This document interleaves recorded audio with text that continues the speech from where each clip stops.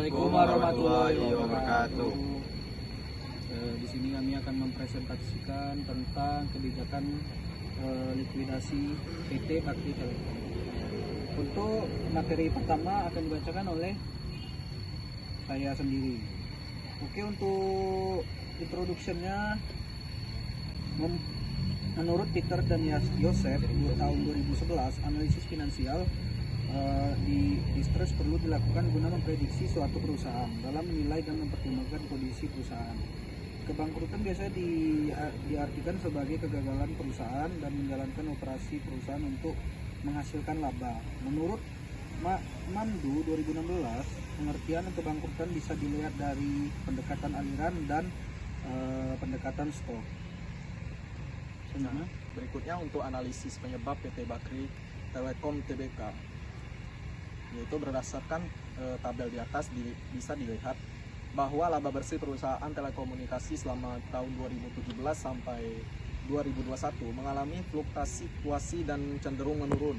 Hampir semua perusahaan telekomunikasi mengalami perolehan laba dan rugi atau rugi yang berubah-ubah, di mana rata-rata dalam setiap tahunnya mengalami penurunan. PT Bakri Telekom Tbk mengalami rugi selama tahun 2017 dan 2018, namun bisa bangkit di tahun ketiga yaitu 2019. Tetapi kembali mengalami kerugian pada tahun 2021 dan 2022.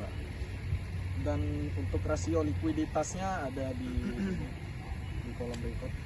Nah, dari tabel ini terlihat rasio likuiditas kemampuan perusahaan dalam memenuhi kewajiban jangka pendek pada periode 2017 sampai 2021. Rata-rata likuiditas PT Bakri Telekom Tbk pada tahun 2017 sampai 2021 sebesar 0%.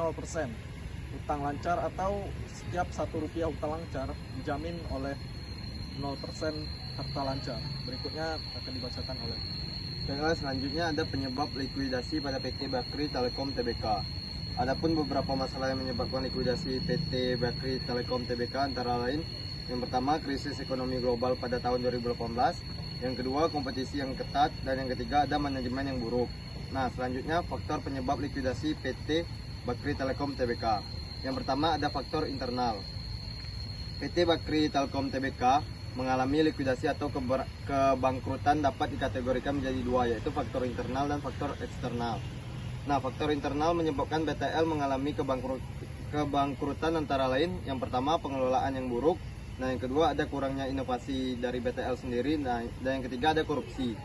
Selanjutnya ada faktor eksternal. Faktor eksternal sendiri menyebabkan BTL mengalami kebangkrutan antara lain: yang pertama, ada persaingan yang ketat. Industri telekomunikasi Indonesia merupakan industri yang sangat kompetitif. Hal ini menyebabkan BTL sulit untuk bertahan hidup di tengah persaingan yang ketat. Yang kedua dan terakhir adalah perubahan teknologi. Perubahan teknologi di industri telekomunikasi juga menjadi salah satu faktor yang menyebabkan BTL mengalami kebangkrutan. Nilai kurang yang siap menghadapi perubahan teknologi ini. Baiklah.